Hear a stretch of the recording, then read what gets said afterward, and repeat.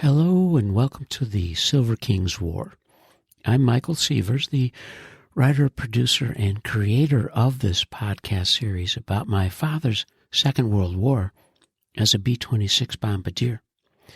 Today we continue in the King's post-war life through the trilogy of plays called The Silverfields of Northbrook. We are in the second play, titled Wrigley Days, and this is scene 2, titled Country Club Days. It's midsummer 1957.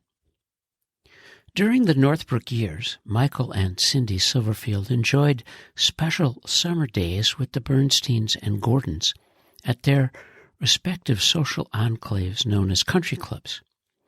These days were elaborate, fun, and learning adventures for two kids from a middle-class family. The Bernsteins, Leona, Lee, Richie, and Margie, live in Glencoe, a wealthy enclave east of Northbrook at Lake Michigan's edge. The distance between those suburbs was small, but the family gaps were large. Stanley Silverfield had worked for Lee Bernstein's company, Acme Paper Box Manufacturing, for almost a decade after World War II. Stanley had been a production engineer for Acme. The job was difficult as the family dynamic deteriorated due to Lee Bernstein's emotional history. Stanley stayed in the job, considered an essential industry by the federal government, to avoid a return to active Air Corps service for the Korean War.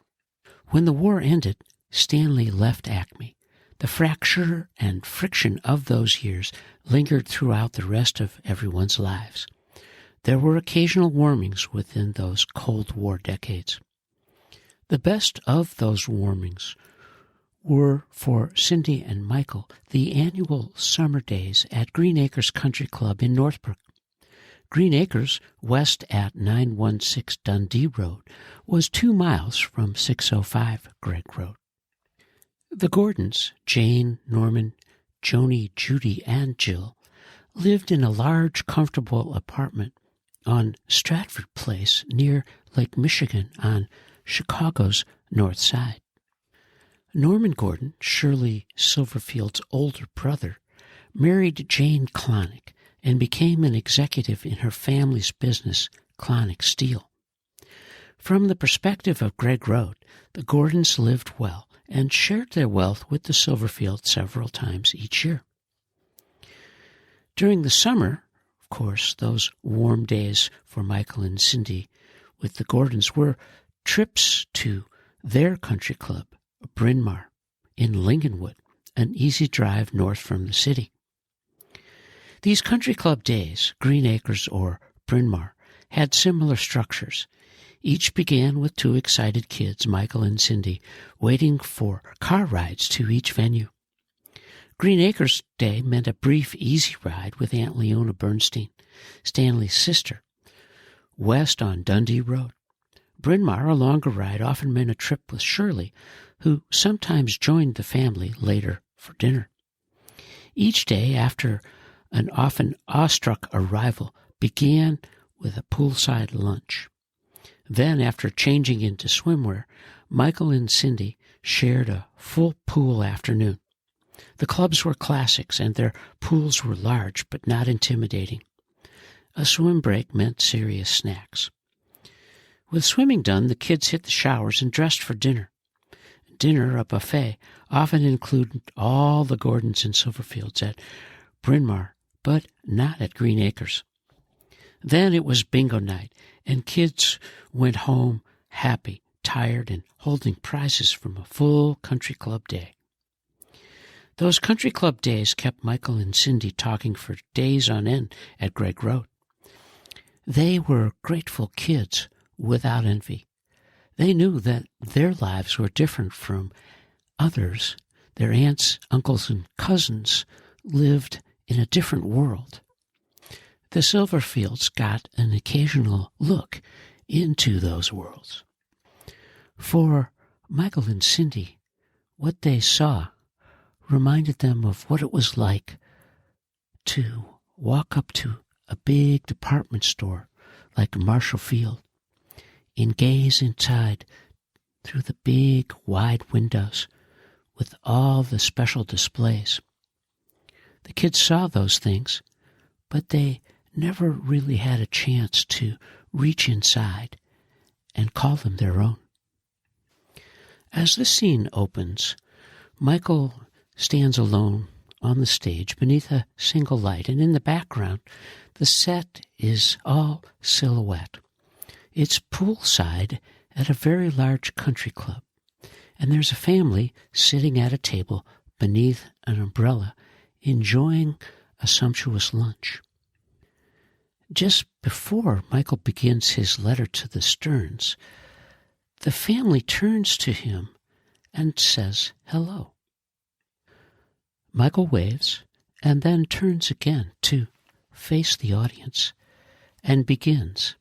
Dear Aunt Lucille and Uncle Lester, Cindy and I just had a fun day with the Gordons at their country club, Bryn Mawr. Wow, it's an impressive place. I've never seen a larger pool. Everyone was nice. We were nervous as lunch began, but once the food arrived, nothing else mattered. We swam the afternoon away. It was nothing like day camp because no one was blowing whistles and telling us what to do. Cindy is such a great swimmer. She's a strong 6-year-old. After swimming, we dressed for dinner in the plush locker rooms. This place is something. Uncle Norm, Mom, and Dad arrived for dinner, which was an amazing buffet. It was tough deciding what to eat. The sweet corn and apple pie with vanilla ice cream were the best. Have you ever been to Bryn Mawr? On the drive home last night, Dad said that Aunt Leona had called about our visit to Green Acres Country Club. It's close to us on Dundee Road. Cindy was sound asleep, so I'll tell her today. I miss you. Love, Michael. As the lights go down on this scene, Michael remains in place. And a few moments later, a single light comes up again as Michael reappears. His role now is one of a young historian, and he begins. The Bryn Mawr Country Club history. In late 1919, Harry Goldstein and Associates purchased a tract of 139 acres on the northwest corner of Devon Avenue and Pulaski Road in what was then the village of Morton Grove, Illinois, for $166,800. It was originally planned for residential development, but a group of Northside families persuaded Goldstein that the land would be better used as a golf club. The property was purchased by this group at its original cost, and Bryn Mawr Country Club was created. An 18-hole championship golf course was designed by William Langford, and a rambling country-style frame building already on the property was converted into the first clubhouse. Goldstein became the club's first president. In 1926, construction began on a new English Tudor clubhouse that was completed in 1927. For decades, the club and its membership thrived, surviving in good times and bad, even through the Great Depression. During World War II, 124 members served in the armed forces, 5 of whom lost their lives. And following the war, second and third generation Bryn Mawr families joined the club. On February 11, 1986, the clubhouse was destroyed by fire. A temporary facility was erected while the clubhouse was rebuilt. In June 1987, Kelly and I were visiting the Midwest from Portland. Cindy had died in December of 1986, and our trip was to support the family and her children. And while in Rockford visiting my folks, Shirley, Kelly, and I drove to Bryn Mawr to celebrate Norman and Jane Gordon's 50th anniversary.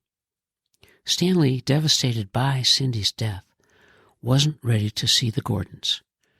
Our savior on that day was Aunt Phyllis Gordon. Phyllis was Shirley's older sister, and like the Silver King, she had served in Europe during the Second World War as a member of the American Red Cross. 1 year after the Gordons' party and celebration for their anniversary, Bryn Mawr's new clubhouse building opened to a grand celebration. And to this day, Bryn Mawr Country Club remains a busy and important refuge for citizens of Chicago's North Shore. Michael continues. In a Chicago Tribune May 5th, 2018 story, a pair of longtime Chicago area developers purchased the former Green Acres Country Club in Northbrook and are preparing to embark on discussions with potential users and village officials to determine the best use of the site. David Kahnweiler, a non-executive chairman of Colliers International, and Scott Goodman, founding principal of Farpoint Development, closed on the 125-acre parcel of mostly open space in April of 2018. The club, which opened in 1924, was closed in 2016 with a debt of $15.8 million owed to J.P. Morgan Chase Bank. Along with 125 acres of golf course, the property includes a clubhouse, swimming pool, tennis courts, and paddleball courts. For now, Kahnweiler said he and Goodman intend to talk to potential users to try to develop interest in the property. And they will also reach out to the community to learn what uses will likely receive important support.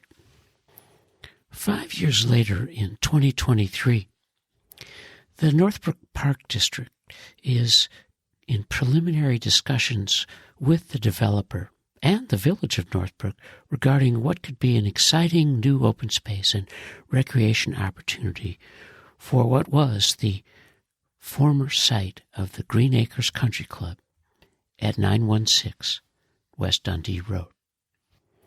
As the lights go down on this scene and we reach the end of country club days, the historical context of what became of the country clubs of the young days for Michael and Cindy Silverfield in Northbrook are obvious. Bryn Mawr Country Club remains a strong and resilient place for its members and the community. Green Acres closed in 2016 under millions of dollars of debt. In Bryn Mawr's success, we see the Gordons as a family that grew and prospered over the decades. And in the failure of Green Acres, we can acknowledge the treacherous terrain that consumed the Bernsteins over the many years of operation for the Acme paper box manufacturing company. And you are listening to The Silver King's War.